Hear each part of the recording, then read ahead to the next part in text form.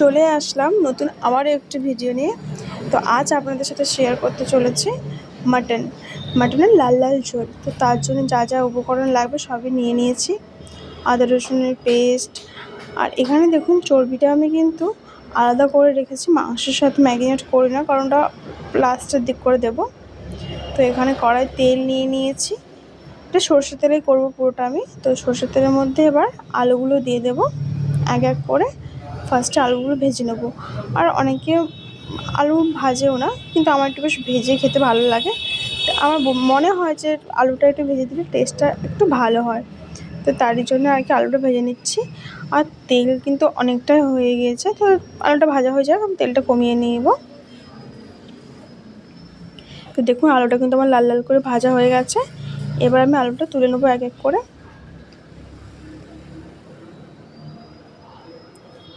তো এখানে আমার আলু সব তোলা হয়ে গেছে প্লেটের মধ্যে। আবার কড়ার তেলের মধ্যে আমি অল্প একটু চিনি দিয়ে দিলাম। আর এখানে গোটা গরম মশলা, শুকনো লঙ্কা ফোড়ন দেওয়াই যেতে পারে, কিন্তু আমি আর দিলাম না আজকে, শুধু চিনি ফোড়ন দিয়ে পেঁয়াজ দিয়ে দিচ্ছি। তো এখানে আমি পেঁয়াজগুলো সব দিয়ে দিচ্ছি ভালো করে। তো এখানে কিন্তু আমি টোটাল 200 গ্রাম পেঁয়াজ দিয়েছি। আর খাসি মাংস ছিল 1 কেজি, 1 কেজি নয়, সরি 1.5 কেজি। 1.5 কেজি মাংস, 200 গ্রাম পেঁয়াজ দিয়েছি। বেশি দিলাম না, কারণ লাল লাল পাতলা পাতলা ঝোল করব। কারণ বেশি গাঢ় ঘন ঝোল আমার ভালো লাগে না খাসি মাংসের ক্ষেত্রে। যদি মুরগি মাংস হয় তখন বেশি ঝালটা ঘনত্বটা ভালো লাগে। তো যাই হোক, পেঁয়াজটা আমার ভাজা হচ্ছে। আর চিনি দেওয়ার জন্য পেঁয়াজের কালারটা কিন্তু খুব সুন্দর এসছে। তো এখানে আমার পেঁয়াজটা ভাজা কমপ্লিট। এবার আমি এর মধ্যে রসুন বাটা দেবো। আর রসুন বাটা আমি এখানে 5 চামচ দেবো।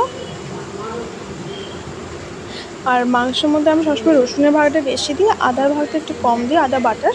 তো তার জন্য এখানে আমি 5 চামচ রসুন বাটা দিয়ে দিলাম। তো এটাকে ভালোভাবে এবার মিশিয়ে নিচ্ছি।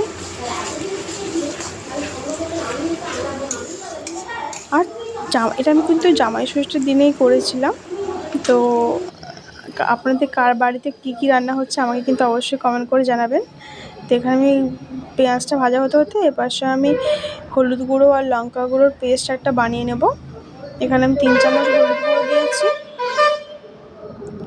আর লঙ্কা গুঁড়ো আমি এখানে 4 চামচ দিয়ে দিলাম। আর অল্প একটু দিয়ে দিচ্ছি, টোটাল 5 চামচ দিয়েছি। তো এটাকে আমি জল দিয়ে ভালোভাবে মিশিয়ে নেব এবার। আর কাশ্মীরি লঙ্কা গুঁড়োও কিন্তু এখানে ব্যবহার করা যায়, কিন্তু আমি আজকে করলাম না, পুরো ঘরোয়াভাবেই করছি। কোনো কালার আর কাশ্মীরি লঙ্কার গুঁড়ো বলতে ও তো কালারই এক প্রকার বলতে পারেন। তো কালার টালার আর দিলাম না, ঘরোয়াভাবেই করছি। তো এটাকে আবার ভালোভাবে মিশিয়ে নিলাম। এটা মেশানো থাক, চল মশলাটা দেখি কতটা ভাজা হয়েছে। তো মোটামুটি রসুনটা ভাজা হয়ে গেছে। এবার আমি এর মধ্যে আদা বাটা দিয়ে দিচ্ছি। আদা বাটা আমি 3 চামচ দিলাম, আর দিলাম না, এটাই থাক। তো এবার এটাকে ভালো করে মিশিয়ে নিচ্ছি। দিয়ে এবার ভালো করে মশলাকে কষাতে হবে, যাতে আদা রসুনের গন্ধ একদমই না থাকে, কাঁচা গন্ধ আর কি। তো এবার দেখো অনেকটা আমার ভাজা ভাজা হয়ে গেছে।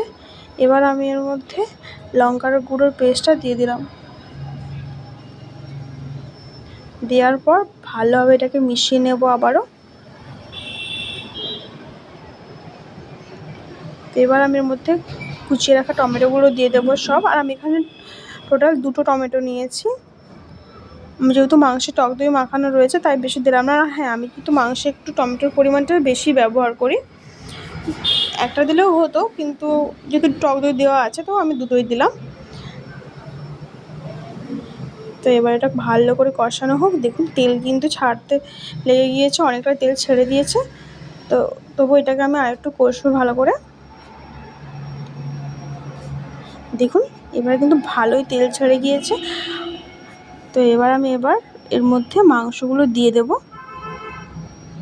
টমেটোগুলো কিন্তু এখনও গলেনি সমস্ত, তো মাংস কষার সাথে সাথে আস্তে আস্তে গলে যাবে।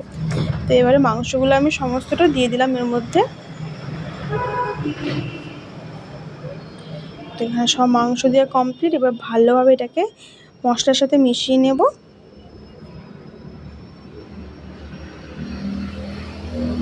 আর চর্বিটা কিন্তু আমি এখন দিলাম না, ওটা আমি লাস্টে দেবো। লাস্টে বলতে মাংস কষানো হয়ে যাওয়ার পর যখন আমি কুকারে দেবো তখন চর্বিটা দেবো। চর্বিটা আগে দিলে কী হয়, এটা গলে যায়, ভালো লাগে না, পিস পিস আর পাওয়া যায় না একা, কারণ যখন আপনি প্রেশারে দেবেন পুরো ঘেঁটে যাবে, তাই জন্য আর কি লাস্টে দেবো। তো এবার এটা ভালো করে কষানো হতে থাক, অনেকক্ষণ ধরেই কষাবো, প্রায় আমার তো কষাতে প্রায় 1 ঘন্টার মতো লেগেছিলো। তো যাই হোক, খাসি মাংস কিন্তু একটু কালো কালো হয়ে কষা হলে তবে কিন্তু এর টেস্টটা বেশি ভালো লাগে, আমার তো অন্তত ভালো লাগে। তো দেখুন এখানে মাংস কিন্তু অনেকটা জল ছেড়ে দিয়েছে, তো হতে থাক। আবারও কিছুক্ষণ পর চলে আসলাম, জল অনেকটাই শুকিয়ে গেছে, তো এটাকে পুরোই ভালোভাবে শুকিয়ে নেব। বললাম না, পুরো কালো কালো টাইপের কালার হলে ভালো লাগে। তো এখানে দেখুন মাংসটা কিন্তু পুরো শুকিয়ে গেছে মশলা, এবং অনেকটাই কালো কালো টাইপের হয়ে গেছে, এবং এর মধ্যে আমি অল্প করে কিছু একটু আলু দিয়েছি। তো এবার আমি এর মধ্যে চর্বিগুলো দিয়ে দিচ্ছি, দিয়ে হালকা করে একটু মিশিয়ে নিয়ে প্রেশারে দিয়ে দেবো। তো মেশানো আমার এখানে কমপ্লিট। আলুর পরিমাণটা কিন্তু আমি খুব বেশি দিই না, কারণ আলু বেশি দিলে আমার মাংস একদমই ভালো লাগে না, আবার অনেকে কিন্তু আলু খুব প্রিয়। তো যাই হোক, এটা মেশানো কমপ্লিট। এবার এটাকে প্রেশার কুকারে দিয়ে দিলাম।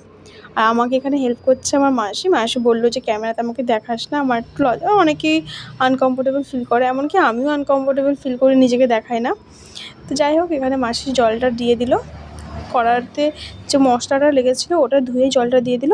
তো মাসি বলছে যে আরেকটু জল লাগবে, কারণ অনেকজনই আমাদের বাড়িতে মেম্বার রয়েছি, তো তারই জন্য আরেকটু জল দিলাম।